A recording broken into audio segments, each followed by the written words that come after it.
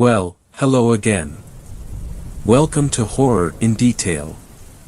Today we are going to share park ranger horror stories. First story. This story was shared by you/horror_writer_1717. I used to be a park ranger and even I don't believe the horror I found in the woods. I'm posting this as a warning. There are things out there that you don't want to know about. Stay away from them. Don't go looking for them. I'll tell you my story in hopes that it will quench your curiosity. It was a night like any other night. At least lately. I had barely arrived at the ranger station and there were already 4 calls of vacationers' homes getting broken into. Out here in the West Virginia Wildlife Preserve, people tend to think that just because they plant some houses that the animals should somehow know and respect boundaries. That's kinda tough when the animals are on a huge plot of land where they've never been hunted and never even been threatened by anything other than a bigger animal. Folks seem to think this is a great vacation spot for them.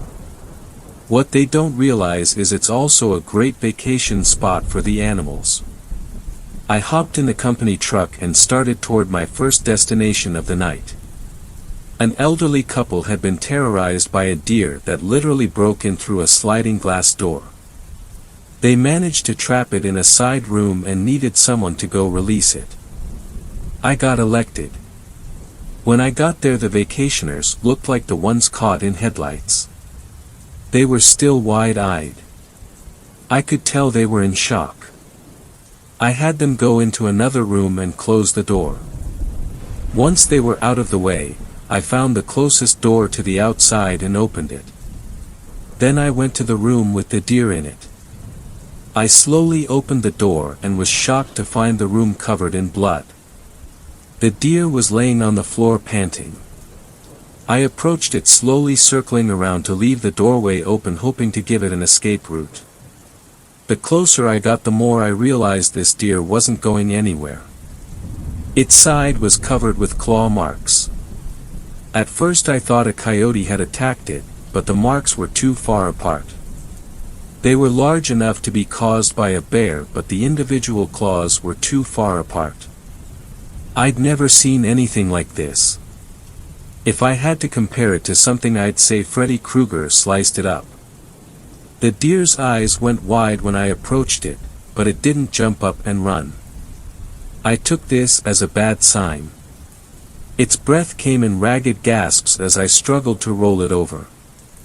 Once I did, it was my turn to struggle breathing. Its entire side was torn to shreds, but that wasn't the worst part. There were large chunks that were missing. I examined the wounds and found bite marks where the missing flesh should have been.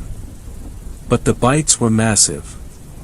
If it wouldn't have challenged the laws of nature as well as my own sanity, I would have said it was bitten by a shark. Blood poured out of the side and the deer struggled to draw breath.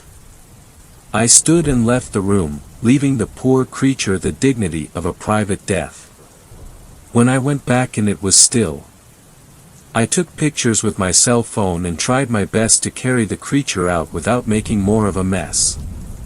After I got it loaded on the back of my truck, I went back inside and talked to the vacationers. When I opened the door to the room they were in, the woman's eyes grew wide and she started screaming. The man's eyes were the size of saucers as well. I approached them slowly with my arms outstretched to try to calm them down. It seemed to have the opposite effect. They started climbing the furniture and clawing at the walls to get away from me. I decided to back away and give them some room. "What's wrong?" I said. The man pointed a shaky finger at me. "Yo, you're covered in blood," he said. "The deer got you," the woman said. "You've got rabies." "Or worse," the man said, keeping his distance. "I'm sorry folks," I said. "This is the deer's blood. You killed it just for breaking in." The woman said. "What?" "No, it was already injured," I just took it to my truck. The couple seemed to settle down and consider this. So you don't have rabies? The man said, slowly looking me up and down. Or anything else? The woman said, hiding behind her husband. No, ma'am, I'm fine. She took her turn eyeing me up and down, I assumed looking for wounds. Being satisfied, they asked the one question I didn't want to answer. So what killed the deer? The man said. I really don't know, I said truthfully. Having just gotten them calmed down, I didn't want to send them back into a panic. It was probably just a coyote, I said. A coyote? The man said, diving back into the pool of panic. Or a bear? I said, trying and failing to calm them. A bear? The woman said, diving in after her husband. You know, folks, you've had a traumatic night, I said. I can't tell you what to do, but if I were you, I'd. We're leaving, the woman said, dragging her husband out of the room. That sounds like a good idea, I said. And then, like an idiot, I added. I hope you enjoyed your stay. They either didn't hear me or ignored me. Either way, it wasn't long until I heard a car start, then roar away from the house. I went back into the room where the deer had been trapped and started working backwards from there, trying to find out what had happened. It wasn't hard to pick up the trail, it had been bleeding badly. Seeing the bites and claw marks made that fairly obvious. I tracked back through the kitchen and out the smashed glass door. Once outside, I turned on my flashlight. The trail was a little harder to follow, but not much. I could still see drops of blood beside its tracks as I followed them back toward the pond behind the house. I approached the pond and saw signs of a struggle. This must have been where the deer was attacked. There were other tracks in with the deer's, but they didn't make sense to me. They were large, too large. Their shape was odd as well. If I had to call them anything, I would have called them duck prints. But massive. Larger than any duck by many times. A giant duck with shark teeth. I think I'll leave that out of my report. I thought. It suddenly struck me what the tracks were. It was a man with swim fins on his feet. But why? Why go to all that trouble to poach a deer when you can just knock it out with a tranquilizer gun? My mind sent me an answer, but I didn't like it. What if the man is a psychopath? Just getting his kicks by killing an animal with his bare hands? I thought about the mental hospital in the neighboring county and wondered if one of their patients had taken an unsanctioned leave of absence and they were trying to keep it quiet. I didn't like that thought one bit. Aside from the fact that it didn't explain the huge bites on the deer, it also meant we had someone who might suddenly get a taste for killing. Doing this to animals was horrible, but what if he decided to go after something bigger? I shot a look at the house, wondering how many vacationers were within a short walk from this spot and how many were armed. As I contemplated the safety of the people in the area, I heard something behind me. I whipped around and shone my light but saw nothing. I scanned the pond and saw a ripple emanating from the middle. Probably just a fish jumping. I took some more pictures of the struggle area with my phone, then started back toward my truck.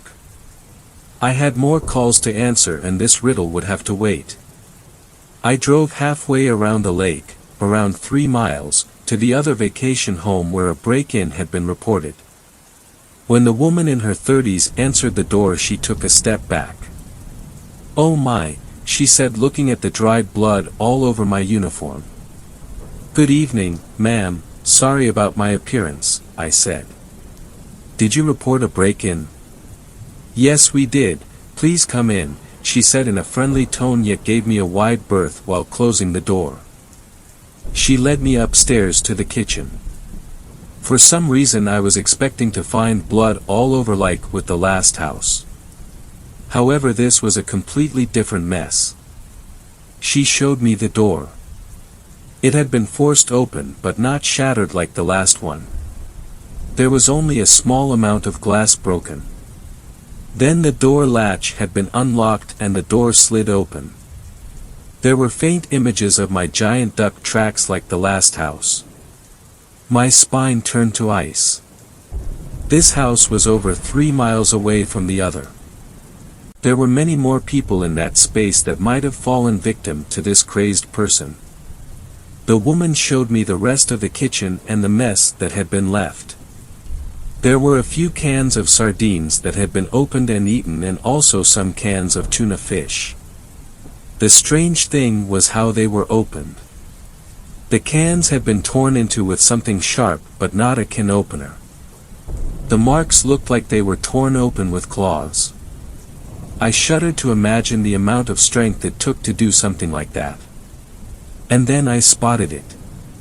Beside one of the cans of tuna was a small puddle of blood. "Ma'am, could I trouble you for a sandwich bag?"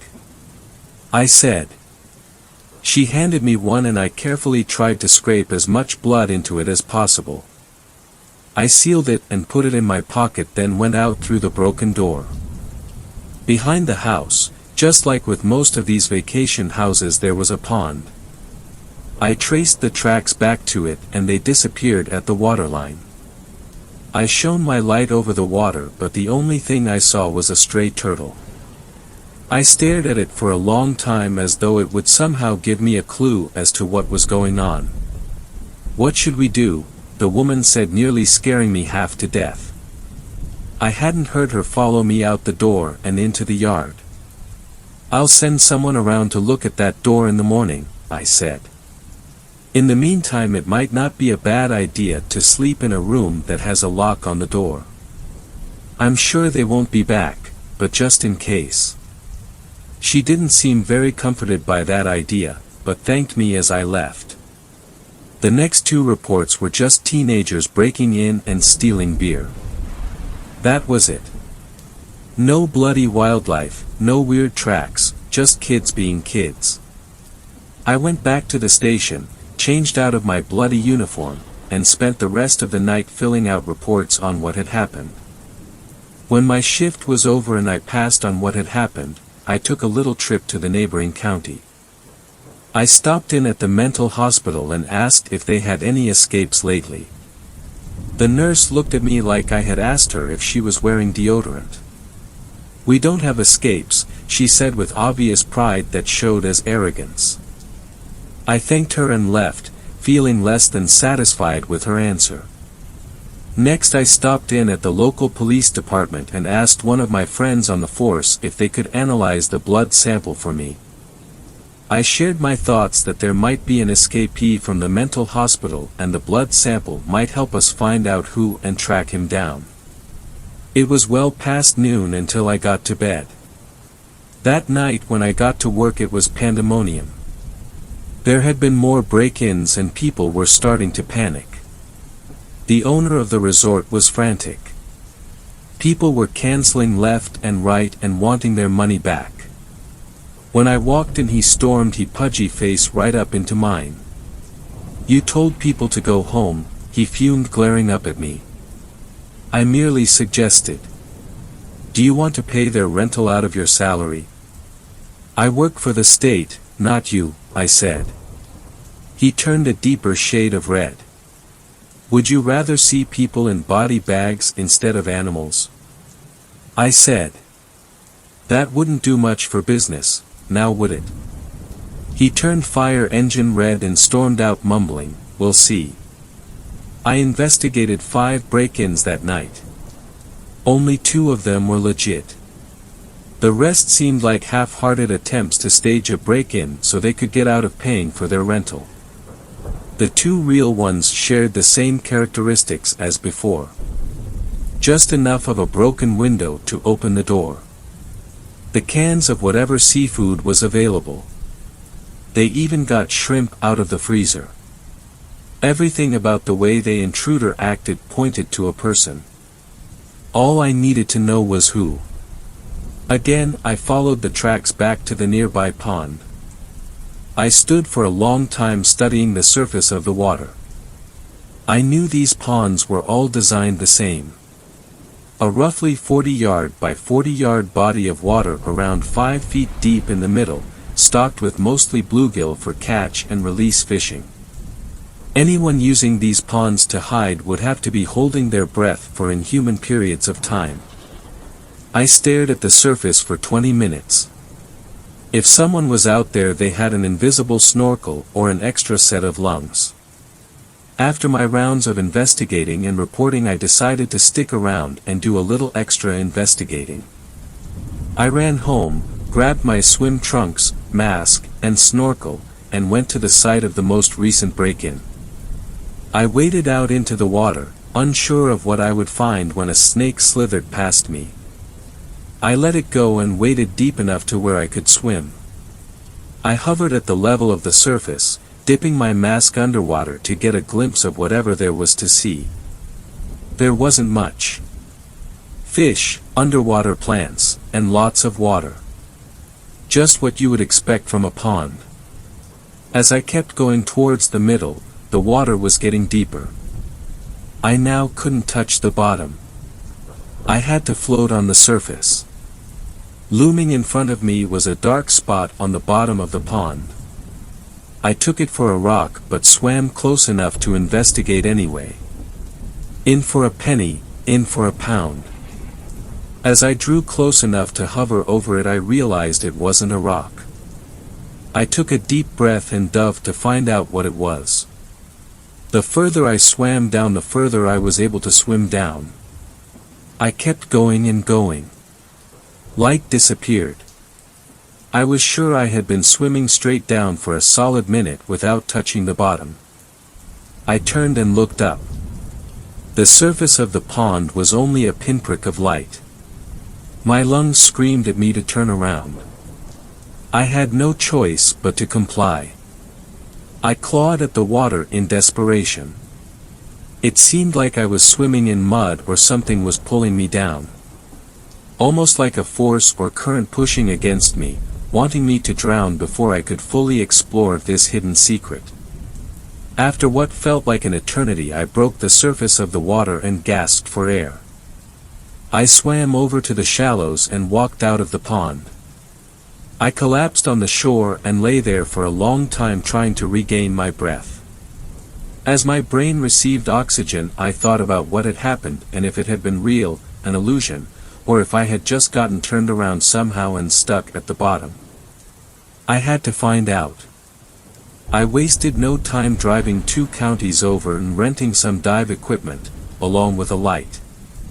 So armed, I returned to the pond and walked toward the middle again. This time when I dove toward the dark spot, I was able to see exactly what it was. I used the flashlight to examine the darkness.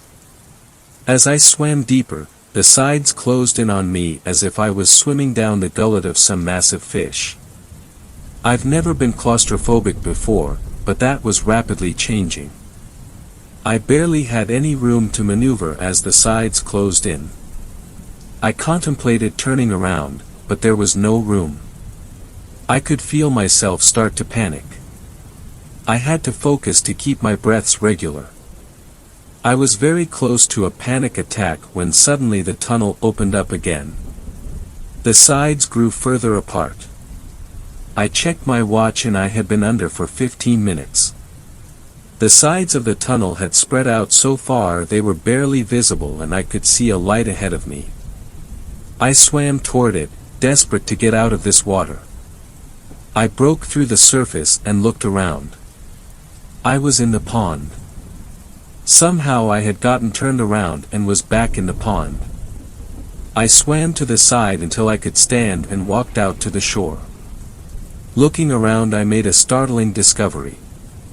I was in a pond. The same one as the break-in last night. Somehow there was a hidden tunnel between the 2 ponds. That's how the robber never gets caught. He just swims to the next pond slick as snot. No fuss, no muss. I now knew the how. But I needed to know more. As tempting as it was to swim back through the tunnel, I was still a little shaken and didn't want to risk an underwater panic attack. I walked back to my truck, took off my dive equipment, and drove back to the dive shop. I asked about frequent customers, especially for refilling tanks. They told me they had a few regulars that came in every weekend, but no one new and no one who needed refilled more than once a week. I asked if there were any other dive shops in the area, and they told me the next closest one was over 100 miles away. I went home frustrated. It wasn't making sense. He would need air to swim back and forth through that tunnel, and that was his escape route, I was sure of it. I tried to sleep through the afternoon, but my mind wouldn't let me rest. It was working on the impossible puzzle of how the robber was getting air. I borrowed a couple trail cams and set one up at each pond. I needed to see if he had some new tank system or what. I also wanted to identify him and shut him down fast. I made sure to stay away from those ponds that night so he would feel free to do his thing. In the morning I gathered the cameras and took them home. I downloaded both memory cards before watching the video. Just as the second download was finished, my phone rang. "Hello," I said. "Hey, John, it's Steve. I got the results from that blood you gave me the other day." "Great," I said, hitting the play button on my computer. "Were you able to get a match on any hospital records?" "Not exactly." "Why not?" I asked as a ghostly green image appeared on my computer. The image was blurred, but it was definitely the size of a man walking upright toward the camera. I clicked to the next slide and froze at what I saw. "Well, the thing is, the blood you gave me came back as reptile DNA. I registered the words he said in my mind, just like I registered the image on my computer screen, but I just couldn't place them in reality." "Are you there?" he said into the phone. "Yes, I'm sorry," I said. "Could you send a copy of your findings to my office?" "Sure, no problem." "Thanks, I appreciate it. You really helped me figure this out." "Anytime," he said cheerfully before hanging up. I hadn't taken my eyes off the computer screen the whole time. No matter how long I stared at it, I couldn't make my mind acknowledge it as real. Standing there, large as life, was not a man in a wet suit, it was a creature. I could see the wide mouth full of sharp teeth that looked exactly like the bites on the deer. I could see the webbed feet that looked like swim fins, only they had claws sticking out of the front where toes would be. I saw the razor-sharp claws on its webbed hands. It was a full-on nightmare staring me in the face. I sat back and thought for a long time. Then I printed copies of the images and put them in an envelope. I rushed to the station to share the information I had with my fellow rangers. As I was showing them, their faces ranged in emotions from shock to disbelief to outright mocking. As I was going through my investigation, the owner of the timeshares walked in. "What are we all looking at?" he said, eyeing me with contempt. "It seems like John has solved the case of the break-ins," one of the other rangers said. The owner approached. He picked up the lab report and read it, then stared for a long time at the picture. "Do you know what this is?" he said absently. "I really don't know yet," I said. "I've never seen anything like it." He turned to me and smiled. "This is money," he said, holding up the picture. "What do you mean?" I said. "Those idiots that go around hunting, what do they call them?" "Cryptids." "Yeah, cryptids, they'll pay through the nose if they think they can find something like this. And then there's the TV shows and merchandising," he said. "You may have saved my financial hide." He beamed at me. "I don't think you understand," I said. "This is a dangerous animal. If you had seen what it did to that deer. So what do you want to do?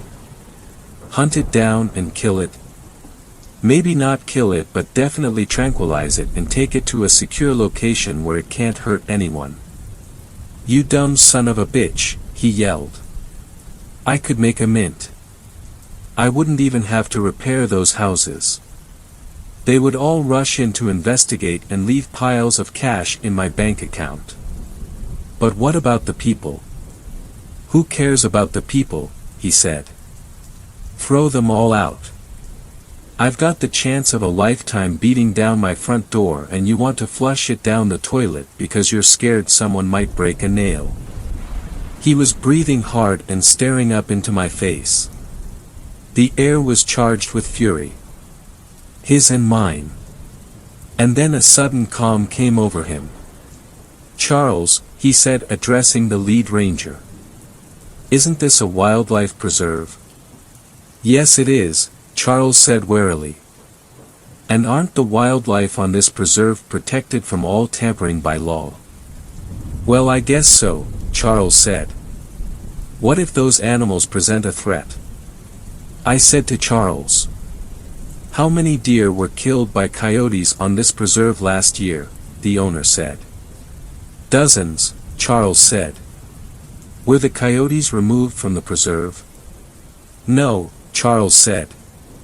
The owner turned and shot me a triumphant look. John, Charles said. I know you have everyone's best interests in mind, but you're gonna have to let this go. I glared at him. And what happens when this thing decides it likes to eat humans? All the eyes in the room that had been on me suddenly found somewhere else to look. All but the owner. He was smiling from ear to ear. I think the pudgy little bastard was about to break into the happy dance. I searched the room for any support but found none.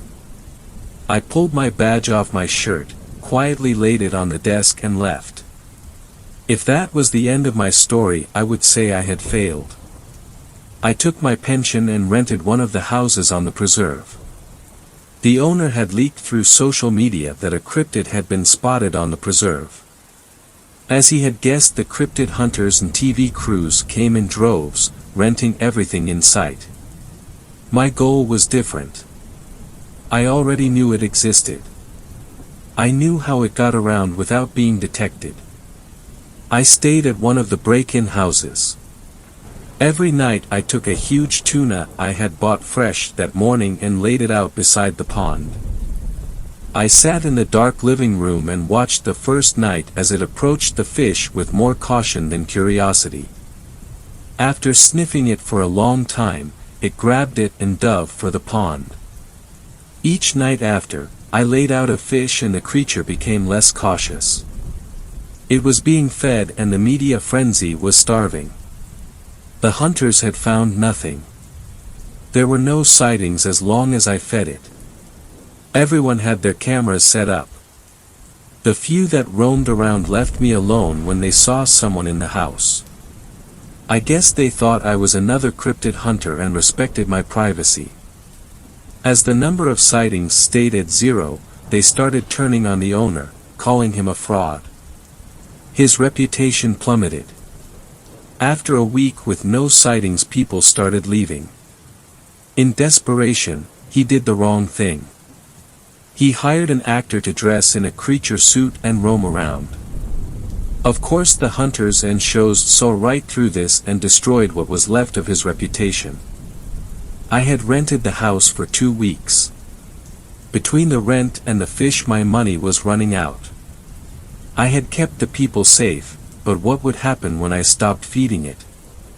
I had managed to clear out most of the people so they would be safe, but what about my fellow rangers? What would happen when it became desperate? When the starving creature no longer had houses full of food to break into? I had 3 more nights until I had to leave. I was out of money. The preserve had become a ghost town. As far as I knew, I was the only renter left. It was decision time. I sat staring at the large tuna on the table with a bottle of bleach next to it. Let it live and see what happens, or kill it. I thought about this for a long time. Both options had merits and consequences. I chose a third option. A much more dangerous one. I took the fish out and laid it where I usually did, then backed up a few feet and stood there. Over an hour passed before the water stirred. I saw the head and eyes of the creature appear as it headed toward the fish. And then it stopped. It had seen me. I made sure to keep still with my arms at my side. It slowly approached and stood. It was a few feet away with the fish in between us. It studied me and sniffed the air, then became agitated. Perhaps it had smelled my scent before as a pursuer. It let out a soft hiss but bent down and took the fish, keeping its eyes on me the entire time. Then once it had its meal, it did the most incredible physical display I've ever seen.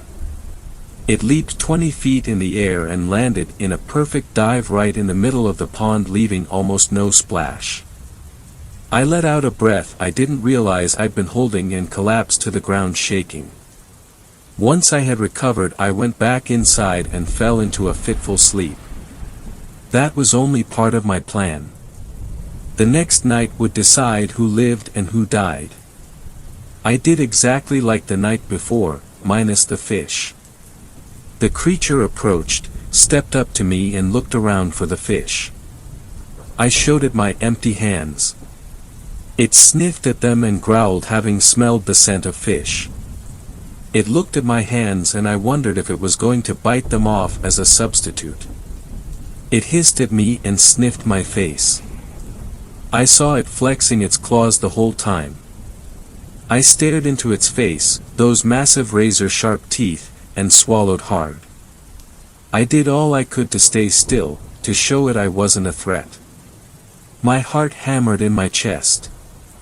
It opened its jaws and showed me those horrible teeth.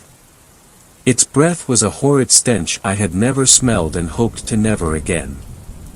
I closed my eyes, not knowing if they would ever open. Seconds fell into minutes. I opened my eyes and I was alone. There wasn't even a ripple in the water. I sighed. My decision had been made. It had shown restraint and I would too. I went back inside, packed and left. I could only hope and pray that the people that remained, including my former co-workers, would be safe. I went home and slept restlessly. In the morning there was a report in the newspaper on a break-in at the wildlife preserve.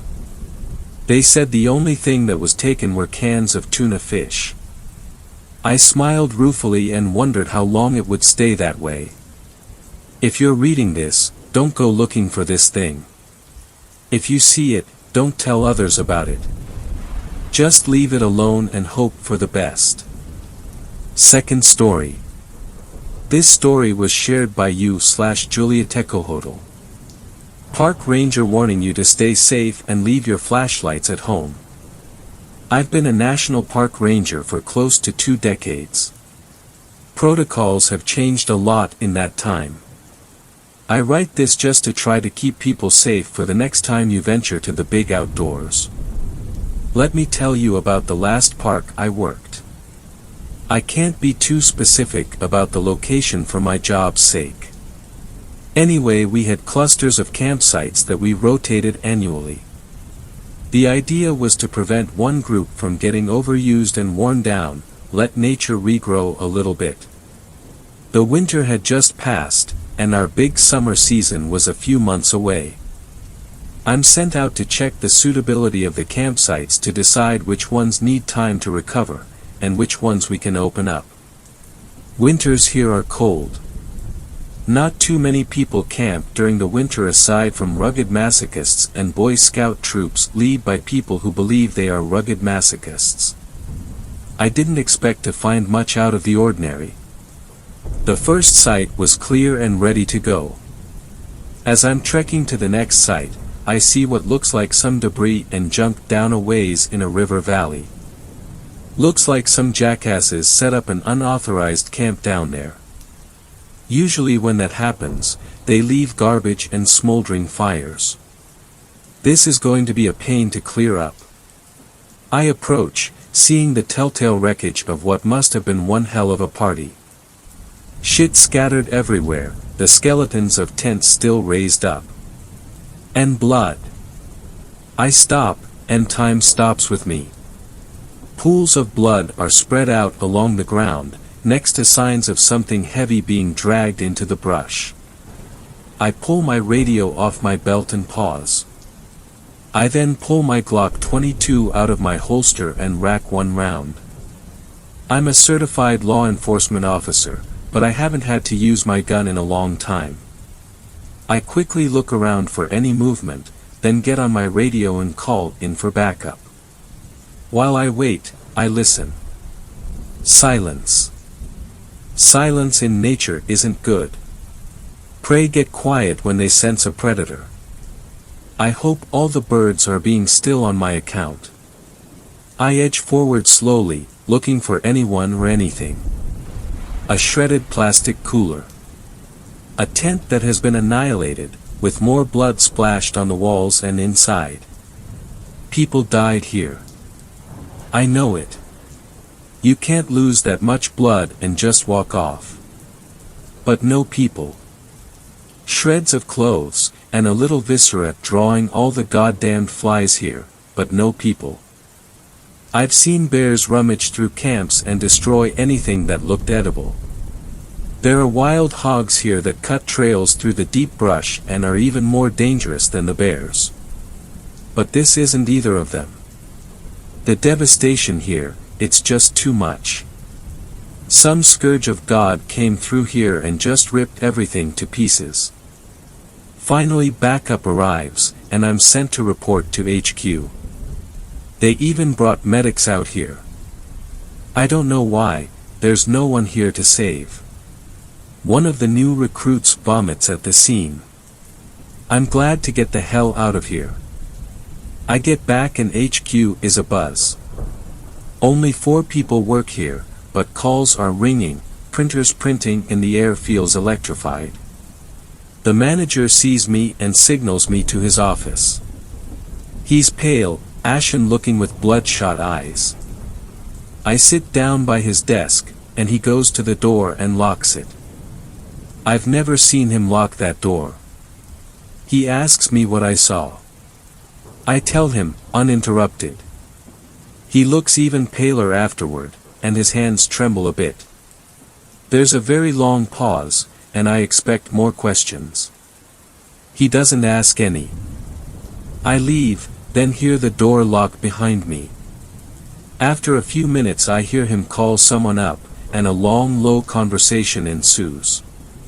I never see him again. Word comes down from on high. We're assigned a new manager, one who excels at what he calls crises. His first order of business, a controlled burn of the unauthorized camp and the sites closest to it. I'm not arguing, I watch the smoke rise in the distance and pray that's the end of it. New orders, relocate the existing campsites closer to HQ. Before we do that, we stake out a few trail cameras at the new locations just to make sure it's not in the middle of a nesting ground. We put up a few cameras pointed at the hog trails through the brush for good measure. A couple days pass, and we go out to collect the footage. The new manager takes it all and starts studying it in his office. A couple hours into reviewing, he freaks out. Starts screaming and yelling. Gets on the phone calling up the line spitting more obscenities. He spends the rest of the day and that night in the office, calling up specialists and planners. Next morning I show up for a meeting. Manager doesn't look like he slept. Massive changes afoot.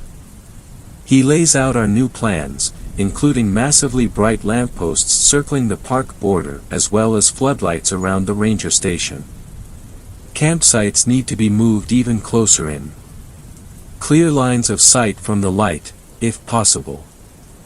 I set in, telling him that defeats the point of going camping, if you're just going on a short walk through the grass then setting up so close you can see the parking lot. He tells me to shut up, that it's just the start. The park now closes at sundown, sharp. Also, we're now required to have a long gun on our person at all times.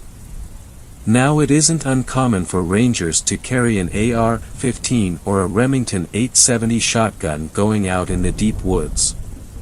There are wild and rabid animals out there. The real concern are massive pot growers. These aren't your chill neighbor who hides a few plants behind the tomatoes.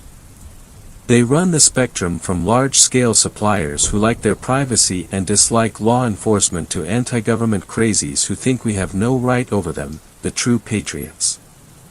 Both groups have a few common points: they tend to be well armed, they do not like lawmen, and they won't shy away from taking a pot shot at some dumb poor ranger who finds himself in their fields. Keep in mind Elliot Ness, Mr. I fought Al Capone and won, got scared off busting up Appalachian moonshiners because they constantly sniped at him in the foothills. They shoot to kill. Those are the reasons we keep the big guns around. Not routine patrols. I drew the short straw and got the overnight shift. Manager tells me more changes to protocol will be listed when I return. Overnights used to be easy. Monitor the radios, bust up the parties if needed, check for poachers if they're operating nearby, make sure the forest doesn't burn down. I clock in and per instructions, go to the gun cage. Things have changed. Our shotguns have new rifle barrels, so they can handle the solid slugs we've been issued. That's the kind of firepower you want to take down a charging bear, God forbid you ever need it. The AR-15s have been stepped up too. The old 15-round magazines have been replaced by 30-round ones. Someone even snuck us in hollow point rounds. Makes no damn sense. Shooting in the woods you need full metal jacket ammo so the rounds don't go wild when they touch a twig. Hollow points just exist to do more tissue damage. This is ridiculous. This is overkill. We're not a war zone. We don't need this firepower. Next to the radio, there are new instructions. Now we're not allowed to directly respond to emergency calls. We can reply, figure out what the issue is, then we report to a new phone number I don't recognize. Time passes slowly tonight. I'm not even allowed to leave the building until sunup. A few uneventful nights pass. The new floodlights and lampposts are frying my eyes. It's so bright out there a blind man could see. A week later some kids roll into the lot. They grab their backpacks and start hiking up the ridge. I know what they're up to, no one has booked a campsite that night. Cheap young ones going on a campout that will be a raging party. I wait for the sun to go down, confirming they're not out for a day hike. I call my manager to report. He instructs me to call the new number. I report up to them now. A curt voice answers the phone. He asks my park, then pauses. He asks the issue. Bunch of kids on an unauthorized site, do I go break it up? I can see their campfire out the ridge right now. No. Do not leave the building. Do not attempt communication. That is all. Report if there are any developments.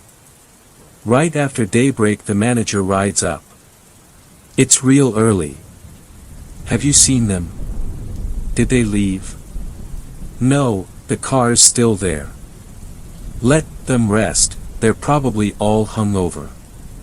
He curses, non-stop. He then goes inside to make a call. I'm outside looking up the ridge when he exits the station. One AR-15 in his hand, another one strapped across his back. Glock on his hip. He marches single-mindedly toward his car. I try to ask him what in God's name he's doing, but he isn't listening or responding.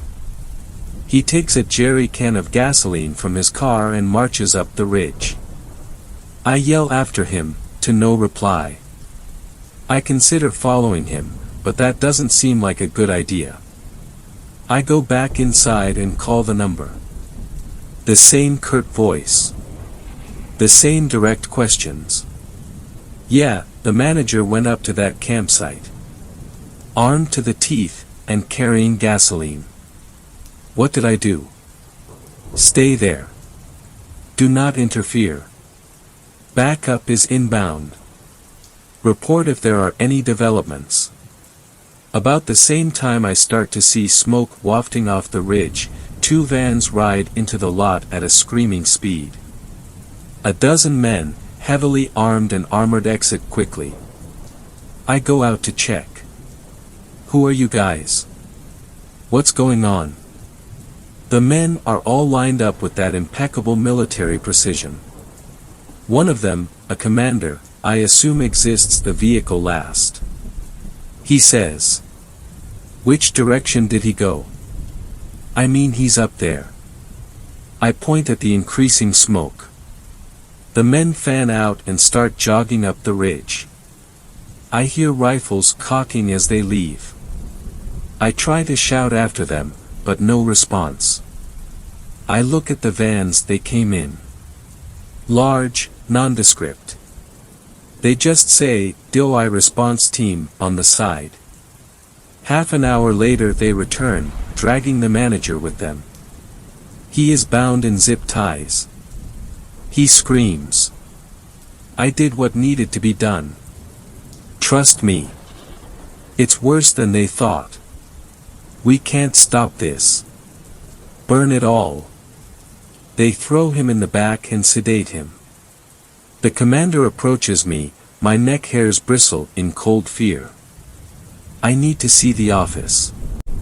All computers and anything with a hard drive is coming with me. He mentioned videotapes. I need those too. I unlock the doors and they ransack the place. Everything gets taken. Printed reports from the last few years disappear into those vans. The videotapes get bagged up and held by the commander himself. He studies the gun cage. Cute. You're out of your league. He scoffs. Finally they found everything they looked for. The commander tells me. Call the number. Tell them it's contained. You need a new superior. Also, don't talk about this to anyone. They leave, and just on cue the fire brigade and a few news vans show up. The fire is contained, the news reports say. Rumors of missing campers are unsubstantiated at this time. Still, the rumors alone are enough to scare of this season's campers. The quick change-up of managers is chalked up to bureaucracy. The press dies down after a week or two. The new manager is very good at dealing with them. Thankfully, with no new campers and our now even shorter open hours, we can get more work done around here. Rebuilding the station took some time, and we just set up the new campsites. They're practically spitting distance from the station. Nothing dramatic happens for a few days. Then on a whim, the manager tells us to set up some cameras around the station and the campsites. There's usually so much human activity around here, all you see are some raccoons, maybe the rare hungry bear, but we humor him and set them up all around. Couple of days pass, we collect the footage. I play poker with one of the rookies while the manager watches hours of footage of an empty but brilliantly illuminated parking lot. Then he gets to the footage around the station. Screams come from the office. We barge in and he's stamping on the camera hard drives, gibbering things I can't understand. Along the lines of, told me it was clean, safe. No recent activity. Bullshit here, I'm not gonna do it. He barks at us to leave. Later he makes a call. Rookie goes up to the door and listens in. Rookie comes back reporting. Yeah, he's demanding a transfer. Says they lied to him. Something about they didn't do their jobs properly. He's not prepared or equipped here. Then I just heard the phone click, and some sobbing. Hours later, my manager exits the office. His shoulders are slumped, defeated. We cut our hours even further, practically open on weekends only. We'll have a full staff ready those days, but a skeleton crew the rest of the time. Campers are required to check into one of the closest sites. No campsite and they're told to leave. We are not authorized to leave the station after dark under any circumstances. In an emergency, do not call 911, call the number and do exactly what they say. We draw straws for who gets overnight shifts. Why we need to stay overnight if we can't do anything is beyond me. I asked the manager about it and he just said that standard protocol is to have someone on hand to report any irregularities overnight. I have to work my overnight shift. I keep my phone close, the number dialed in, ready if I need to call. It is a bad night. I just wind up pacing around with my shotgun, glancing into the bright floodlights, trying to see what's past them. I hear crickets, and it relaxes me. Prey is quiet when predators are around. It is a long night. The next night, my manager draws the short straw. He seems resigned. In the end, we all have to take a turn. He brings the brightest damn tactical flashlight I've ever seen. Said he bought it just because he's afraid of the dark. He isn't really. He's afraid of the things in the dark. I get a phone call at 3 a.m. It's him. Get over here now. And bring guns. Wah. You have a damn arsenal. Now. Oh, I swear to God I fucked up. Oh man, I think they're attracted to the light. I called that number and all they said was backup would be here in the morning. Oh god damn. I hear the piercing staccato of gunshots. A pause. More gunshots. Screaming. Scuffling. The line goes dead. I call the number. A new terse voice answers. Look, I work at Park. I just got off the phone with, I just spoke with. What can you report? Something bad happened. It's serious. I heard gunshots. We will have backup there as soon as possible. Did he say anything else? Yeah, he said he thought they were attracted to the light. Doesn't make sense to me. Interesting. Thank you for your report. The park is now closed. You will be reassigned. Goodbye. Click. Officially, the park was closed to be scheduled for a controlled burn, let the old trees die and make room for new ones. There was nothing in the official report about what happened to the manager on duty. The public understanding was bureaucracies need to be shaken up on occasion. No one asked any more questions. I get transferred to a new park, halfway across the country. Change of scenery and beautiful. They've got some odd rules here too. Don't go far after dark, and don't carry a flashlight. I'm concerned about why. Why can't you use a flashlight at night when you need one? They won't tell me. Be safe everyone. Third story. This story was shared by you/Park Ranger Baker. I'm a park ranger and I found a town that doesn't exist. I must be going crazy. I can see a town that doesn't exist. My name is Samuel Baker, I'm a Yellowstone National Park Ranger and I need some advice. I've spent my entire career fighting wildfires for the National Park Service, and after 2 decades in the field I thought I'd seen everything. Then, about 4 hours ago, an entire town just appeared in the middle of Yellowstone National Park, and the other ranger and I are the only ones who've been in it. We're not alone, however, as you might expect from something appearing out of nowhere inside one of America's most famous parks. The town is home to many people, some of whom have been there for years. They all seem perfectly normal, but they aren't aware that they live inside a national park. My partner, Thomas, was the first to notice the town. He'd driven into the valley a few hours before dawn one morning and saw a brand new sign on the road. "Welcome to Hungry Horse." It read. When he drove past the next bend in the road he saw the motel. That's when he turned around to come and get me. The two of us had driven up the valley together in our trusty old Chevy Blazer and taken the long way around because we hadn't wanted to pass through the town until we were sure what it was. We parked at the base of the mountain and hiked up.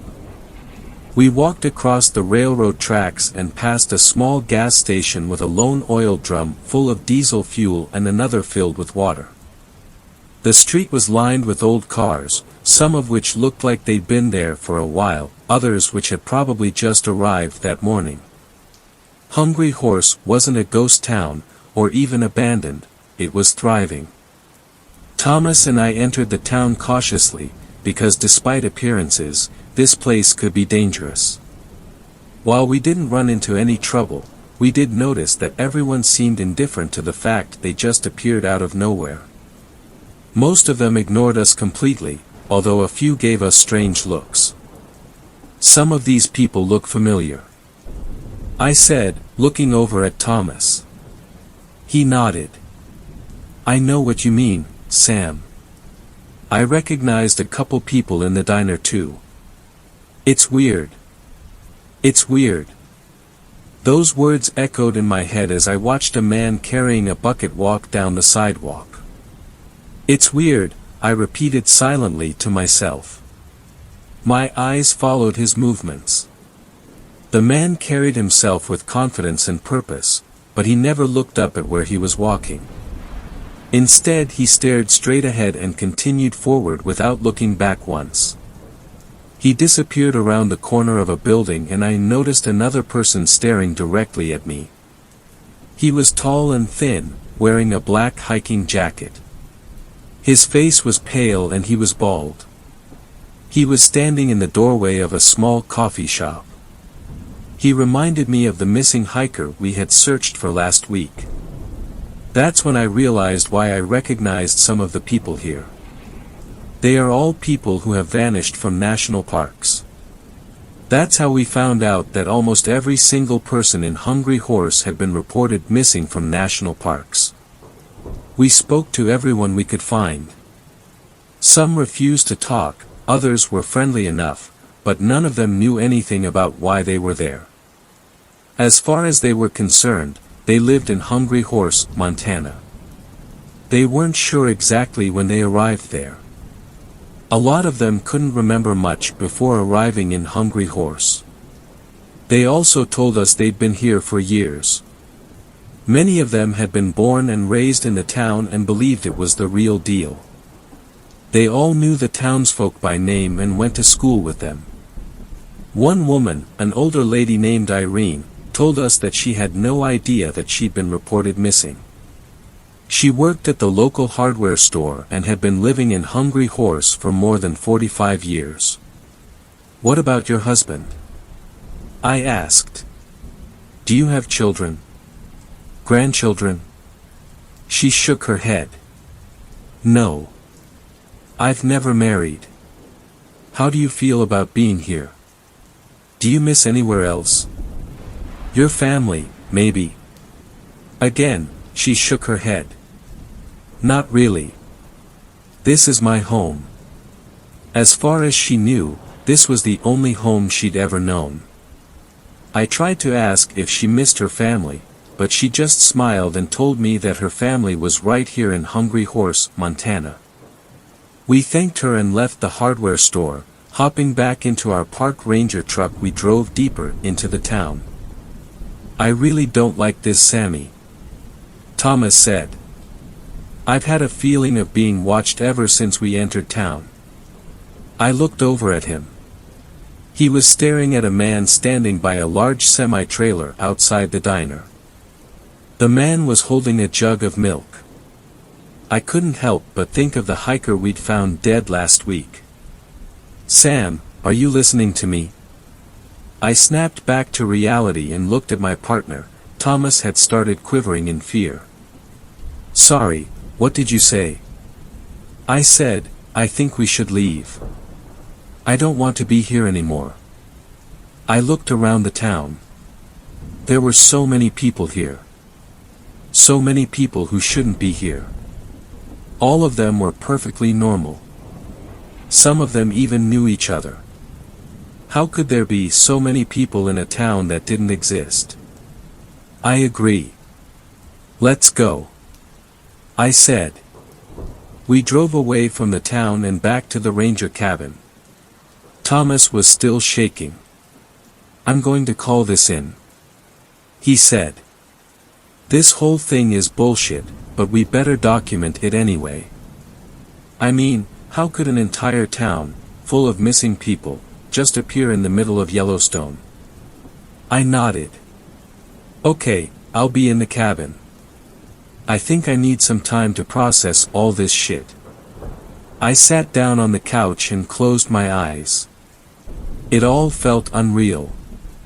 I kept thinking about the hiker we'd found out in the woods last week. He died while out on a hike in the wilderness. He'd been alone and confused. But I just saw him alive and well, in a town that doesn't exist. I opened my eyes and looked around. I took in a deep breath and let it out. It smelled like wood smoke and pine. I stood up and started pacing the room. What am I supposed to make of all this? I asked myself. Is this some kind of sick joke? Did the government put a town in Yellowstone for some reason? What if it's not a town, maybe it's a cover-up for something worse? I thought before zoning out. There was a knock on the door. It startled me out of my daydream. Come in. I yelled. Two men came inside, both dressed in black suits. Are you the one in charge here? One of them asked. I looked at him and nodded. The guy was wearing a badge on his chest and a gun on his hip. He looked like an FBI agent. I'm about to go and talk to them, and I don't know if they'll believe me. What the fuck do I do? First off, let me clarify some things from my first post. I was a wildland firefighter up until a year ago when I decided I needed a change of pace. They weren't FBI agents. They said they were from a private company that deals with the otherworldly. I sat in front of the two men, waiting for them to start asking questions. So, do you know why I've been assigned to this case? The taller of the two said. You're the only one in the park who knows anything about this. I nodded. Thomas also knows, but I think you guys already know that. It's pretty weird. The town you described doesn't exist. Not according to the GPS and satellite data. Yes, it does. I answered, surprised. It's a lie, the second man said. He had short blonde hair and wore glasses. We checked every single point on the map, every house, every business. There is nothing there. Bullshit. You can't tell me you've been everywhere in the park and haven't noticed it. I said angrily. When I first came to the park, I saw the sign for Hungry Horse. I thought it was a joke at first, but then I saw the motel, the gas station, the diner, the hardware store, and I saw the people inside them. The man with the glasses nodded slowly. But we've checked every inch of the surrounding area. We've looked at aerial photos, satellite images. We've even flown over the valley with a helicopter. Well, maybe you should have a look again. Maybe you missed something, I said defiantly. We did. There's nothing there. It's not possible. Do I have to fucking show you where it is myself? I asked. Both men exchanged glances. Then the shorter one nodded. Very well. If you're so sure you've seen something unusual, we'll take you there. Thank you, I said. I got out of my chair and followed the two men out of the cabin. They were in their early 50s, both with short hair and blue eyes. They were talking quietly to each other as I followed them out of the cabin to their unmarked car. Now, the man with the glasses said, "If you could just lead us to your town." "Sure," I replied. We drove deeper into the park. Our vehicle was equipped with a topographical GPS system, which made it easy to navigate through the rugged terrain. After an hour of driving we came to a hill overlooking a wide valley. We passed the sign for Hungry Horse. "Did you see the sign?" I yelled. The men just looked at each other. "I'm sorry, what?" the shorter one asked. "There's a sign here. It says Hungry Horse, right?" The man shook his head. "I don't see anything." He pulled off the road and stopped right before the sign. He turned off the engine and looked at me. "Maybe we should get out and look again," he suggested. I agreed. I got out of the car and ran over to the sign. "It's right here," I shouted. He walked up behind me and looked over my shoulder. "What the hell is this?" "It's a sign. It says Hungry Horse," I yelled. He looked at me and glared. I grabbed his arm and pulled him over to where I could see the sign. "Can't you read?" He pulled away and rolled his eyes. "Read what?" "It says Hungry Horse," I yelled. "What the hell are you talking about?" He yelled back. I pointed at the sign. "Look. The name of the town." The man sighed. "There's no sign there." I got angry and was about to yell at the agent when out of the corner of my eye I saw someone walking towards us from the out of the woods in the direction of the town. It was Irene, the older woman from the hardware store. My eyes lit up and I pointed at her. "Irene!" I yelled excitedly. The agent turned to face the old woman. His eyes widened in surprise and he opened his mouth to say something, but before he could Irene hit him and sent him flying into a tree. "You shouldn't have come back, Ranger," she hissed. With lightning speed, she charged the agent with the glasses. "Run!" I yelled and jumped into the car. It was too late for the agent. Irene had already snapped his neck. I frantically ran back to the unmarked car and tried to start it. The engine sputtered and failed to turn over. Irene stood directly in front of me, blocking my path back to the cabin. "What the fuck are you?" I yelled. "You should have never come here," she said. "You have no idea what you're getting yourself into." "What the hell is going on?" I yelled. She snarled and lunged forward. Her teeth had grown sharp and she snapped at me, but I evaded her bite and rammed my fist into her stomach. "God damn it!" I yelled. I grabbed her shoulders and threw her into the side of the car. She slid across the hood and fell to the ground. I jumped around the car and kicked her once in the ribs. "I'm going to kill you," I said. She smiled. "I've been dead for years, honey." I was about to punch her again when a hand grabbed my arm and yanked me backwards. I spun around and stared at the person who grabbed my arm. It was Thomas, my partner. He had followed the agents and I. "What the hell are you doing?" I yelled. "Don't be stupid. We have to get back to the cabin." I looked at him and shook my head. "No. We can't run from these things," I said, flabbergasted. "What the hell is wrong with you?" He slapped me hard across the face. "Shut up. Shut the fuck up. Just shut up." I rubbed my cheek and looked at Thomas in disbelief. "What the hell are you talking about?" His eyes were wide open with panic. I heard Irene starting to get up. "You have to leave now. Right now." He grabbed me by the collar and pushed me into the driver's seat of the dead agent's car. "Get in," he yelled. "And drive."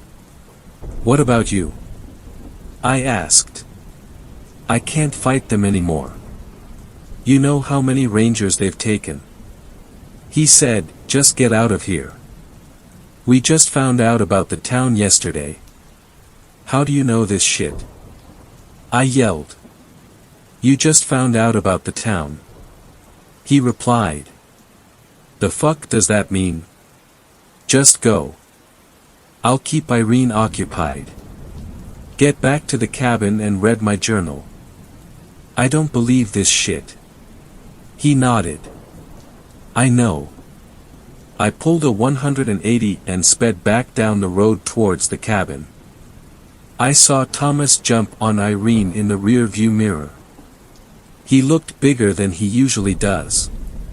He was standing on top of her, pinning her arms to the ground. "Fuck you," Irene yelled. Thomas punched her in the face and she went limp. "Stay down, bitch." The last thing I saw was Thomas running towards the town. I'm back at the cabin and reading through his journal. There's so much I never knew about him. Fourth story. This story was shared by you/horror_writer_1717. I was a park ranger stationed in a fire tower. It had a strange set of rules. When I first got the job, I couldn't believe my luck. I was a very solitary person. I loved to read and be alone. When I saw an ad for a park ranger manning a fire tower, I just about jumped out of my skin. Working overnight at a Walmart wasn't exactly the best job in the world. There are some stories I could tell about that as well. But I applied for the job and was ecstatic that I got it. They made me do a week of training before my first shift. Most of it was dry reading and making sure I was qualified in CPR. They showed me the job's ins and outs, and then I followed in my car as we drove to the tower. In the middle of the day, it was awe-inspiring to stare up at the underside of the tower looming above me, suspended high in the air by the metal pylons. Once I started climbing the narrow metal stairs with hints of rust at the edges, I was somewhat less than excited. In fact, I was terrified. I don't like heights very much. It's not like I go all vertigo or anything, it's just I prefer to stay on the ground. Once we reached the top and pushed open the trapdoor to get onto the deck that surrounded the tower, I was doing a little better. I opened the door that led into the tower's interior. Looking around the room made me forget all about the terrible climb. It was like a small apartment. There was a small refrigerator, sink, counter, cupboards, and a small table. In the center of the room was a table with a map permanently attached to it. Of course, there were windows all around. There was a 360-degree view, as you would expect for a fire tower in the middle of a state park. The view was absolutely amazing. I could see the peaks and valleys for miles in every direction. It was a photographer's dream. The other ranger explained what was expected of me. We worked 24-hour shifts, so there would be times I would have to sleep, but I had to set an alarm and get up to scan for problems at least once per hour during the night.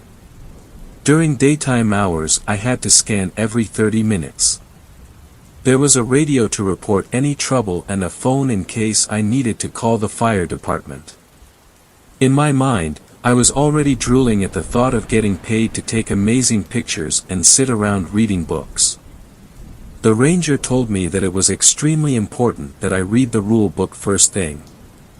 He asked if I had any questions and I said no. He reinforced that I could not leave the tower no matter what until I was relieved. I followed him down the narrow staircase to get my supplies from my car. He got in his truck and hesitated for a moment as if he wanted to say something else, but then he shut the door, wished me well, and drove away. It took me 3 trips to get all my stuff up to the top. At home, it's nothing to bring a few boxes of groceries into the house. Here, it became life and death. I was near the top with the box in front of me when I stumbled on one of the narrow steps and nearly fell over the side. I paused for a long moment to regain my balance before continuing to the top. It suddenly struck me that this job might not be the cakewalk I thought it was. I pushed that thought to the back of my mind and went for my next 2 loads. Basic supplies, books, phone chargers, camera, occupied the second and last trips. Once I was up for good, I collapsed into the chair. I was on my way to nap land when I heard static on the radio. I jumped up and grabbed it. "Hello?" I said, but no one answered. I figured this was the ranger's subtle way of reminding me it was time to do a check. But lugging 3 loads up the tiny stairs of death had put a serious crimp in my fire watch time. In fact, it had been nearly an hour since the other ranger had left. I did my slow pan around the room, checking each part of the forest for smoke and seeing none. Having successfully completed my first go-around, I celebrated with a bottle of water while I put the groceries away. The cupboards weren't empty, but they weren't a gourmet's delight either. Nearly a full shelf of baked beans didn't exactly thrill me, but I had the supplies that should do me for a few shifts. I sat the bread on the counter and loaded the cold cuts in the fridge. I would get some more options the next time I went shopping. By the time I finished putting things away, it was time for another check. The sun was starting to set, so I grabbed my camera and took some amazing pictures. I couldn't wait to upload them to my computer at home. As I looked around the room, my eyes landed on the manual. I realized I hadn't read it yet. I sighed and took it over to the chair. I was sure it would have me out cold in no time. As I opened the book, a piece of notebook paper fell out. I picked it up and read, "The Real Rules." 1. First, never, under any circumstances, leave the fire tower until you are relieved. 2. Second, turn off all lights between the hours of 2 and 3 a.m. 3. Third, if you receive a radio transmission or phone call between those hours, do not answer.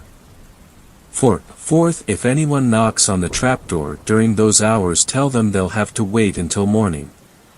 Do not open the door. 5th, if you see a glowing object floating toward the tower, don't look at it.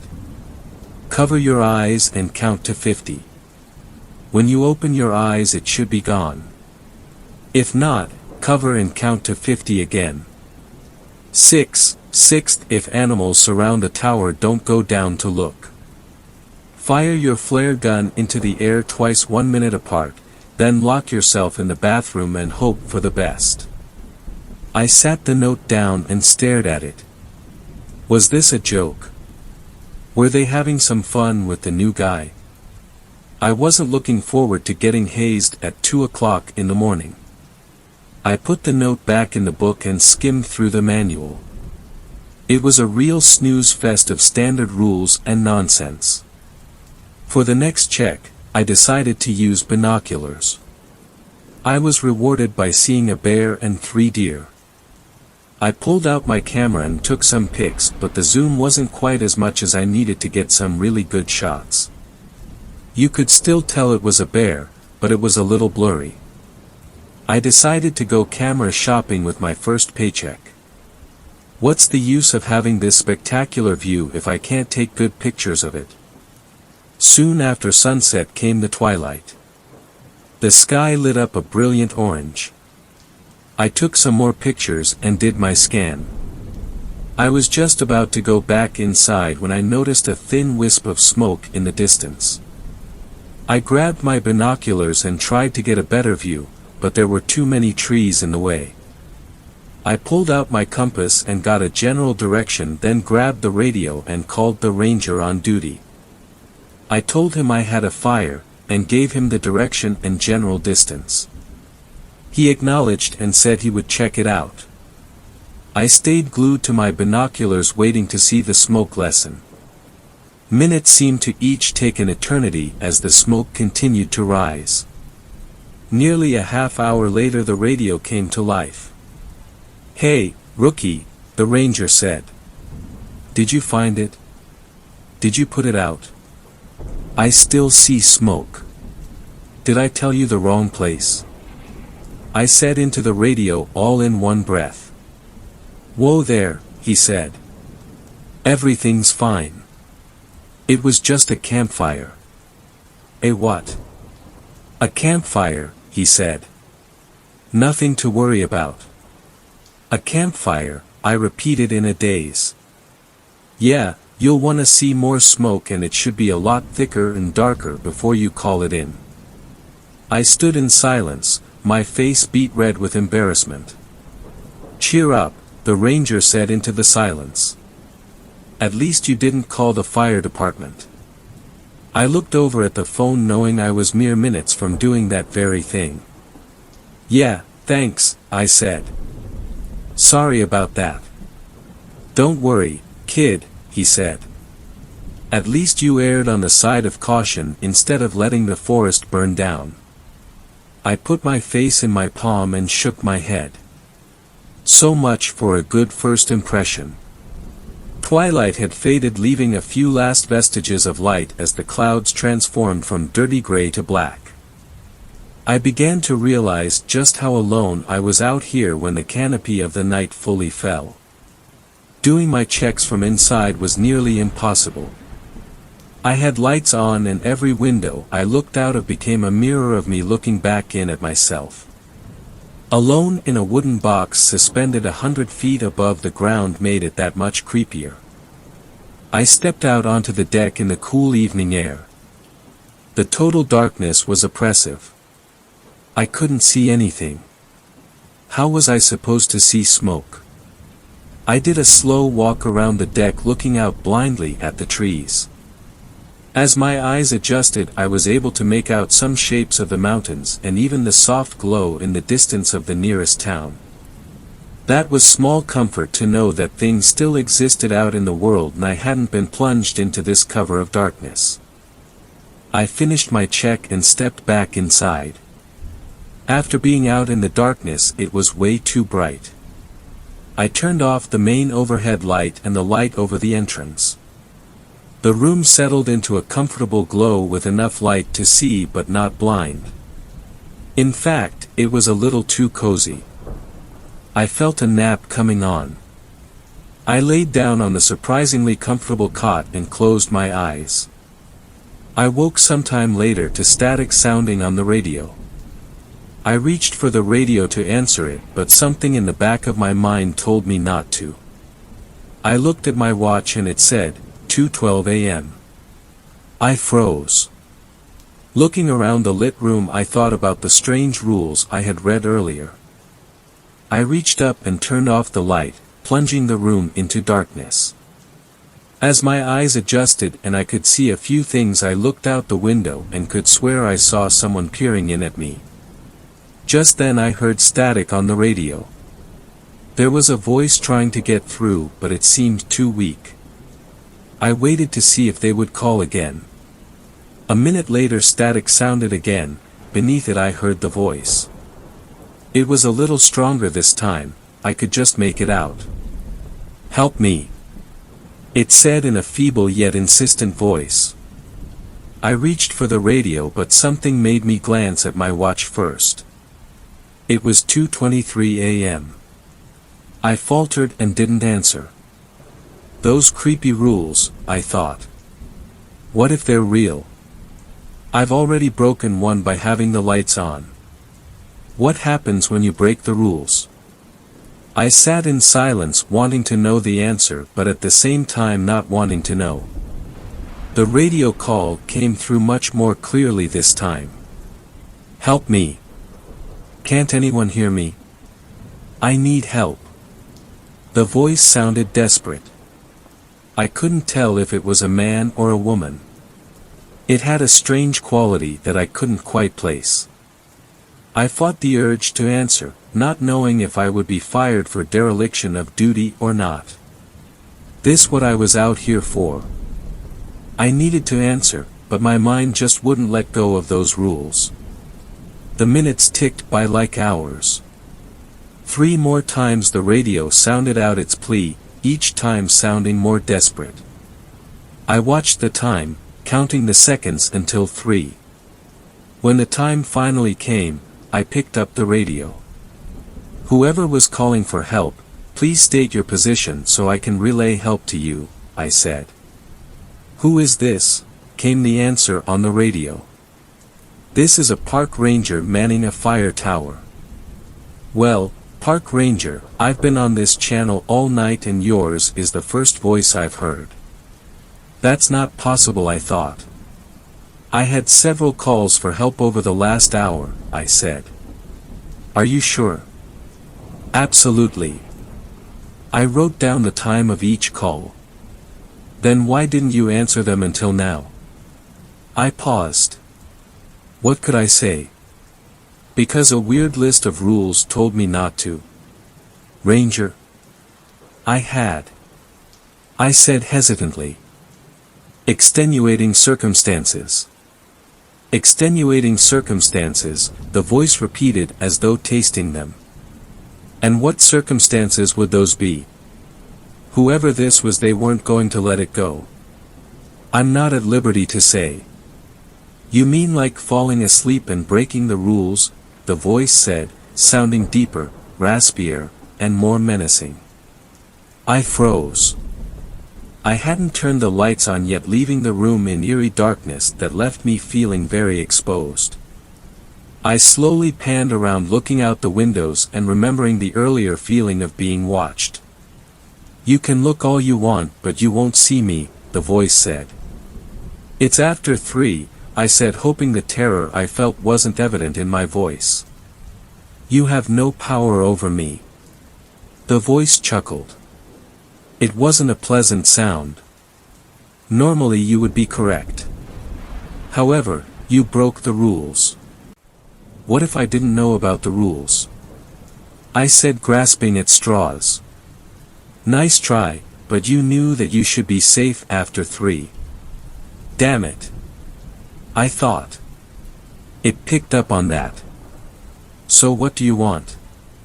I said, fearing the answer. "We're hungry," the voice said, only now it sounded like many voices speaking at once. "Come down and let us feed." My legs turned to rubber as I stumbled over to the door and stepped out onto the deck. The moon was rising half full, casting light into the darkness. I looked down and saw over a dozen large animals surrounding the tower in a circle. And each one of them was looking up at me. I dove back inside and locked the door. I frantically searched for the flashlight. Once I found it, I picked up the phone to call the ranger station. There was no dial tone. I hung up and tried again, but still nothing. I pulled out my cell phone, but there was no signal. I paused to clear my head. "Okay," I thought. "You're freaked out right now, but what's actually happened?" "A weirdo on the radio, some animals around the tower, this list is making you paranoid." Just then I looked outside and there was light off in the distance that looked like an airplane. The problem was it was heading straight toward me. It was mesmerizing. I found myself staring into the rapidly approaching glow until I realized it was going to ram into the tower. I found the best cover I could on the opposite side of the room and surrounded myself with as much furniture as possible. Being that the furnishings were sparse, that meant I dragged the chair over in front of me. I covered my eyes and hoped for the best. I may or may not have mumbled one of those, "I promise I'll be good if you get me out of this" prayers. The seconds tumbled into minutes. Nothing happened. I peeked over the edge of the counter and the light was gone. I breathed a sigh of relief and wondered why I hadn't heard any engine sound. I decided it was because I was too busy ducking for cover. Then it hit me. I grabbed the manual and pulled out the list of rules. There it was, rule number 5. If you see a glowing object floating toward the tower, don't look at it. Cover your eyes and count to 50. When you open your eyes it should be gone. If not, cover and count to 50 again. I read over the rules again and realized how many had come to pass. For a long moment, I thought that maybe it was an elaborate joke. Some of the rangers yanking the rookie's chain. But there was too much I couldn't explain. The radio transmissions, the glowing light, the animals surrounding the tower. Then I realized I had broken that rule too. I hadn't fired the flare gun as instructed. I dug through the cupboard where the emergency supplies were kept and found the gun. I grabbed 2 flares and stepped out onto the deck. As I questioned the intelligence of firing flares that could end up causing a forest fire when I was supposed to be trying to prevent them, I heard a strange sound. I held my breath and cocked my ear for a better listen. It wasn't just one sound, it was many. I glanced over the side of the rail toward the ground and saw the animals all growling and pawing at the ground, working themselves in a frenzy. I backed away and loaded the first flare, then pointed up and fired. It rose majestically, glowing blood red until gravity slowed its ascent and pulled it back to Earth. I watched closely to make sure not only that it went out, but where it landed, just in case. I waited a minute and fired the second flare, watching where it landed as well. I stepped back inside and hid in the bathroom as instructed. I knew in my heart that I was safe from the animals as long as I didn't go down the steps. The radio sounded off, scaring me nearly half to death. "Fire tower number 5, the voice said. "Have seen your flares. I'm on my way. Are you physically injured?" "No, not at the moment," I said. "I'll explain when you get here." "Roger that, en route." I tried to calm my nerves by thinking about what job I would apply for next and how unfortunate it was that this one didn't work out. I thought about what I was going to tell the ranger when he got here. I couldn't tell him the truth. But what else could I say? There were some animals at the bottom of the tower that scared me. I honestly considered calling him back and telling him not to come when I felt heavy footsteps on the bottom stairs of the fire tower. I must have been daydreaming and let time slip by. I stepped out of the bathroom and went to the trapdoor. "Are you here already?" I said into the radio as I reached down to unlatch the trapdoor. That was fast. "What are you talking about?" came the clear answer over the radio. "I'm not there yet." I paused as I felt the footsteps come closer to the top. "Where are you?" I said quietly. "I can barely see the tower. I'm probably a mile away." His words hit me like a sledgehammer. I looked down at the bolt I was about to unlatch and pulled my hand back very slowly. "Which direction are you coming from?" I said. "Southeast." I looked in that direction and sure enough, I could see headlights approaching. The radio sounded again, but with a slightly different voice. Tower, ignore that last transmission, it said. I'm already here, let me in, please. I stared down at the trapdoor as though it wanted to bite me. Tower, let me in, it said more insistently. I backed away as something began beating on the trapdoor with tremendous force. The boards shook with every impact. I stepped inside and locked the door, then barricaded it with my only loose piece of furniture, the chair. Tower 5, I don't know who that is talking to you, but it isn't me. Do not open that door, repeat, do not open that door. I backed into the bathroom with the flare gun in hand and locked the door. The pounding on the trapdoor became louder. I knew it wouldn't take much more of a beating. The whole room shook with every impact. I closed my eyes and prayed in earnest this time. And then my salvation came in the form of the engine sound of a pickup truck. I knew the real Ranger was here. I listened as it came closer and then stopped. There was an awful silence for a moment and then gunfire. Over and over, multiple shots in rapid succession. Then there was a lull followed by more shots. The pounding on the trapdoor had stopped as soon as the truck pulled up. The coast is clear, Ranger, you can open the door now, came a voice over the radio. I put my hand on the knob, smiling to go out and greet my savior when I heard a weak transmission. Don't, not me. It rasped. A heartbeat later the screaming began. It was a gut-wrenching scream of terrible suffering. I could hear it beneath me. All I could do was drop to the floor and curl up in a ball as the screaming went on and on. I closed my eyes and tried not to imagine that poor Ranger being ripped to shreds by God knows what. Soon the screams lessened in volume and intensity as though they were moving away. I rocked back and forth, hugging my knees until unconsciousness mercifully took me. I woke to strange voices calling my name. I opened my eyes and I was surrounded by people in blue uniforms. I panicked and backed away from them as fast as I could until my back hit a wall. Calm down, one of them said. It's all right. I looked around the room like an animal that had been backed into a corner. I was ready to fight my way out. Are you injured? He said.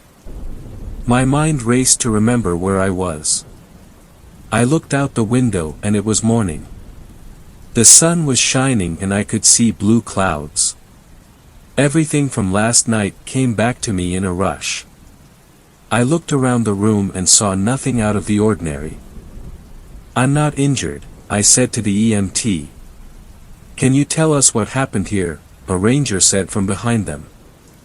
I looked over at the manual that contained the list of rules and for a heartbeat considered telling him to read them.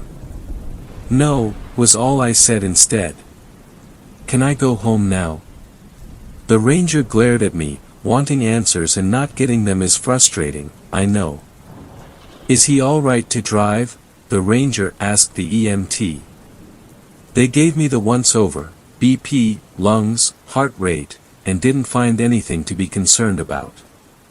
I'd say physically he's fine, the EMT said. The ranger sighed. Go ahead, he said. But I'll want to talk to you tomorrow. I nodded and stood, gathered my things, and started toward the door. When I got to the open trapdoor I hesitated, seeing it had been hacked open with an axe. I took a tentative first step, then another. Surviving a night as I had only to fall down several flights of stairs would be quite ironic. As I made my way down, white-knuckling the railing the whole way down, I saw people busy at the bottom. They were picking up shell casings with gloves and putting them into plastic bags. I could see spots of blood here and there, but no bodies, either human or animal. I saw the trail of blood as it disappeared into the woods. I stood on the bottom step for a long time, wondering if I was allowed to step onto the ground. I took the step and bolted for my car. I started it up and drove out of there as fast as I could. Just as I turned onto the gravel road, a deer walked out in front of me. I slammed on the brakes and slid to a stop mere inches from hitting it. It didn't move, just stood there staring at me. As I looked more closely, I could see blood on its nose and mouth. My heart skipped a beat when I saw a shred of a ranger's patch impaled on one of its antlers. Its eyes bored into mine as I slammed into reverse, then drive, swerved around the deer, and broke every speed limit getting home. I called my boss and quit as soon as I got there. Then I packed and started looking for a job in the city. Maybe I can find a nice quiet warehouse to guard. But, if it has a set of strange rules, I'm walking out, no questions asked. Fifth story. This story was shared by you/the General. Another park ranger just told me his scariest story. It was one of those late nights on the job. But that didn't bother me at all. In fact, it was one of my favorite parts of being a park ranger. Hanging around late at night, with just a few of my fellow rangers in the middle of the woods, it was just like huddling around a campfire while you told stories. Except we were indoors around a fireplace. It was the middle of spring, but it had been cold lately, so while the afternoons were pleasant, the nights had been chilly.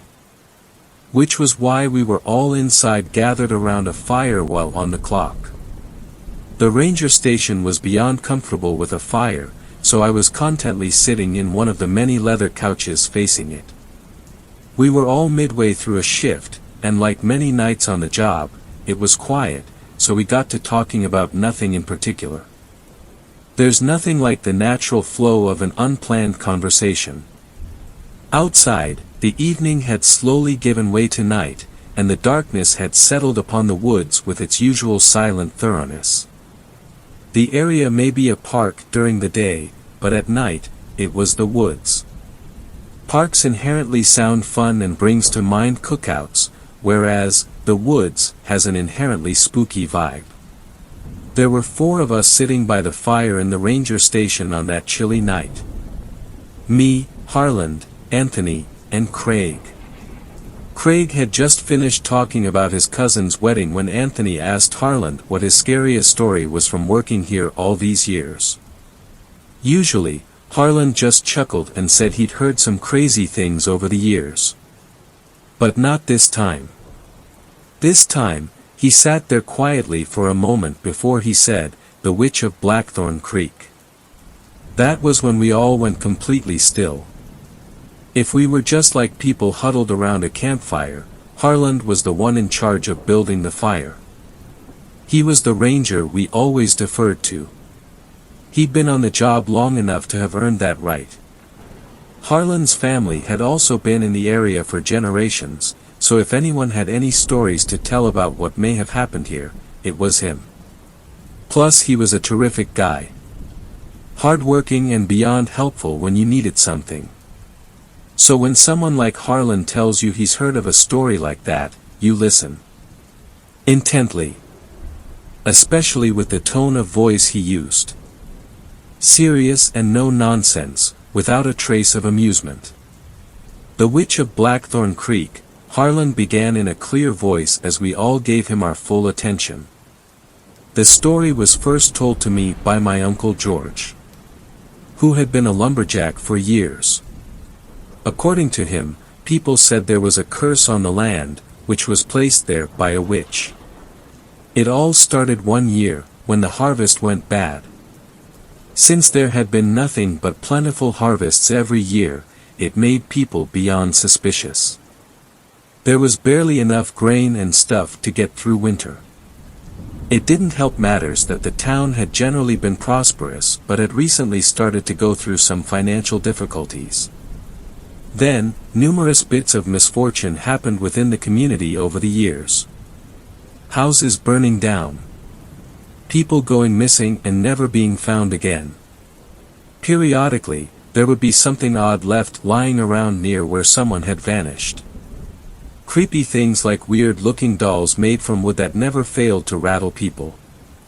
There wasn't anyone around who people thought was capable of anything like this, and since one of the families in town had experienced something like this before in a different town many years ago, they suspected there was some kind of curse put on them. Especially after a few people who kept track of all the strange events realized all of them took place on a full moon. Harland took a sip of his coffee before he continued. It all came to a head when there was a terrible accident at the town lumber mill. A fire that no one could figure out how it started. Several employees died and many others were badly injured, and the lumber mill, which was one of the biggest employers around, closed. That was when the paranoia that had been lingering under the surface boiled over. So when some people from town found an abandoned cottage in the woods near Blackthorn Creek with weird symbols written on the walls and the floor, they grabbed their torches, set the place on fire, and watched it burn. According to the crowd, the cabin took forever to burn. Much longer than the people thought possible. But once it did finally burn down, they took the ashes and buried them deep in the woods and didn't mark the location, hoping that would be the end of it. And, for a while, that seemed to be the case. But every once in a while, something would happen that would make people in town look over their shoulders. Nothing major. A bit of bad luck in the form of an injury. Or some suspicious noises outside the house after dark and perhaps some scratch marks on the door or the wall. But ever since then, people would be very careful what they did, especially if there was a full moon. Then he paused for a moment to look at the fire, which was crackling pleasantly in the fireplace. I couldn't tell you how old I was when I first heard the story, but I remember exactly how I felt. Confused. Because the story, although creepy and entertaining, didn't quite make sense to me. And I said something to Uncle George about that. And he laughed. Then he said he agreed that the story was long on atmosphere and short on believability. That's when he got serious. Told me that although the story was a bit of fiction, he never doubted that it came from somewhere, and there was indeed something going on out in the woods. Then he added that it didn't matter how old I was, where I was, who I was with, or what was going on. If I got a terrible feeling, I should listen to it. And I've listened to every feeling I've gotten since then. It's never served me wrong. He looked around at us, slowly taking us all in. I've never quite believed that story, but I will be the last person to deny that in all the years I've been out here, I've felt things on occasion. Things that made the hair stand up on the back of my neck. And on even fewer occasions, I've seen things. Fleeting glances at things that I wasn't sure I saw. But there was one time when I not only felt something, I heard something. The air in the ranger station was completely still. I briefly glanced at my colleagues as Harlan said this, and they met my glance, and I could see they were just as gripped by the story as I was. It was about 30 years ago, Harlan explained. I was just starting out as a park ranger. This was back in the early 90s when technology, and life in general, was very different from today. I'd grown up out in nature, and I'd seen plenty of scary movies, and more importantly, I'd grown up hearing countless spooky stories about what may or may not have been lurking outside, so I wasn't exactly sheltered. But there are some things you're never truly prepared to experience. The fire in the fireplace popped in the grate, but we were so absorbed in Harlan's story we barely noticed. There was plenty of wood in the fire, so we didn't have to worry about that for a while. It was early November. Halloween had just ended, which made everyone sad because I remember that year was a particularly fun one. Darkness seemed to be arriving earlier and earlier, so I was barely halfway through my shift when the sun was going down. I remember it had been raining almost every day, so the days were all gray and cloudy, and the nights were damp with plenty of fog. But that particular morning was dry. All the leaves that had clung to the trees had been scattered by the winds and rain, so they lay there on the grass, all damp and torn. My job on that particular day was to go around raking them up so they didn't completely cover the trails and paths that people walked on. The chill in the air was that chill only late fall can bring.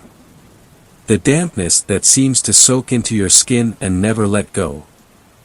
I had just finished one section of the park and was walking back to my truck when the rain started up again, and it did so with a fury. So I hustled it to the truck, got inside, and headed back to the ranger station where I planned to spend the rest of the evening. And since it was a quiet night at the ranger station, it looked like I would get what I wanted. I was used to working the late shift by myself as the night supervisor, so being alone didn't bother me. I'd always been a quiet type who liked to read a book, so it was an ideal situation for me. Except for that night. Harlan took a deep breath before he continued. Because Halloween was over and the rain had been steady, the park hadn't received as many visitors as it usually had. But I was inside the ranger station, this ranger station in fact, which was just as cozy and warm as you see it now. Plus now that I was done with my task, I was free to read a book, so I wasted no time in curling up by the fire with a paperback. I'd spent many a shift this way, and it was fine by me. I'd happily read a book on a nice day, but on a rainy day, nothing better. Eventually, I started to get hungry. Since I'd just brought a light snack but turned out to be craving something bigger, I decided to order pizza. There was a local joint that was only a few minutes away that often delivered out here back then, so I didn't hesitate to give them a call. I ordered a medium pizza with pepperoni, and as I hung up, the rain started to really pound heavily on the station roof. I knew from experience that the rain pounding on the station roof could truly be loud. It seemed to surround you from all sides. But by the time the headlights pulled into the driveway, the rain had faded to a slight drizzle. But I could see the grass leading up here was pretty well soaked, and there were numerous small puddles on both the grass and the road. The trees were swaying along with the winds, and the sky was getting darker by the minute as night was settling in. By now, the outdoor lights had started to switch on as the car from the pizza place pulled up in front of the station, its windshield wipers going back and forth as it stopped in front of the entrance. I stood in front of it, under the part of the roof that kept me out of the rain. The driver, a young guy named Derek in his early 20s, got out of the driver's seat and grabbed the pizza from the passenger's side. Derek had delivered here before, and he'd always done a great job. We chit-chatted as I handed him the cash with a generous tip. Then Derek handed me the pizza and was just about to go back to his car before he stopped and stared at something behind me. He paused, and said that it would probably sound crazy, but it looked like there was a woman lurking in the woods near the ranger station. We all sat there silently for a moment before Harlan continued. I remember just standing there when he told me. The words sounded almost foreign as Derek said them out loud. My first reaction was that it was impossible. But there was only one way to find out, so I turned behind me to look at where he was pointing. He took another sip of coffee. The cluster of trees he was pointing at was a dense area of tall pine trees. They've been long gone by now. But back then, there wasn't much in the way of illumination out there, but even I could see there was nothing there. I stood there, the pizza still clutched in my hand, as I waited for anything to happen. But nothing emerged from the woods. I was just about to turn back to Derek when I heard, "Get out," from beside me in a hushed voice, clear as could be. I turned around immediately to look at Derek, and without saying a word, I knew he'd heard it too. But while it was creepy as could be, I didn't know for sure what it meant. It didn't come out as an ominous command. More like a warning. But I won't lie, standing there outside, I'd never felt fear like that before. I'd been afraid before. The cluster of trees he was pointing at was a dense area of tall pine trees. They've been long gone by now. But back then, there wasn't much in the way of illumination out there, but even I could see there was nothing there. I stood there, the pizza still clutched in my hand, as I waited for anything to happen. But nothing emerged from the woods. I was just about to turn back to Derek when I heard "Get out" from beside me in a hushed voice, clear as could be. I turned around immediately to look at Derek, and without saying a word, I knew he'd heard it too. But while it was creepy as could be, I didn't know for sure what it meant. It didn't come out as an ominous command. More like a warning. But I won't lie, standing there outside, I'd never felt fear like that before. I'd been afraid before, and I'd been afraid after, but not like that. That fear was less like a feeling and more like a part of your body. Like it's always there, and only rarely are you truly aware of it. Sitting there watching Harland, it was clear that although we were sitting there in the present, he had been immediately transported back to that cold November night. I couldn't have told you how much time passed. May have only been a minute or two. But despite the dwindling light, I thought I could see shapes moving far out in the woods. Very far out. After a moment, you couldn't see anything at all. Then Harlan's voice became quieter. To this day, I have no idea why that sight filled me with so much fear. Just like I also have no idea how I knew it was people. But I did. And I knew it was people, as in more than one. Much more than one. But I had no idea exactly how many. Then, almost as if on cue, I heard the word, "Now." And it was all the motivation I needed to tell Derek we had to go. He didn't need to be told twice, because we hopped in his car and got out of there as fast as we could. Didn't stop for about 20 miles and we were far away from the ranger station. By that point the fear had slowly faded and I was starving, so we split the pizza while debating what to tell my superiors. I eventually decided to say that I was feeling really sick and went to see a doctor I knew. Harlan chuckled. But it didn't take long for me to realize my excuse for leaving would be completely forgotten. Because after I left, the ranger station had been broken into by a group of people. The security camera we had at the time saw all 6 of them, dressed from head to toe in black, break right through the front door. Just crashed right through it. Then, minutes later, they came back out without taking anything, and vanished into the trees. The cops thoroughly searched the area but found nothing.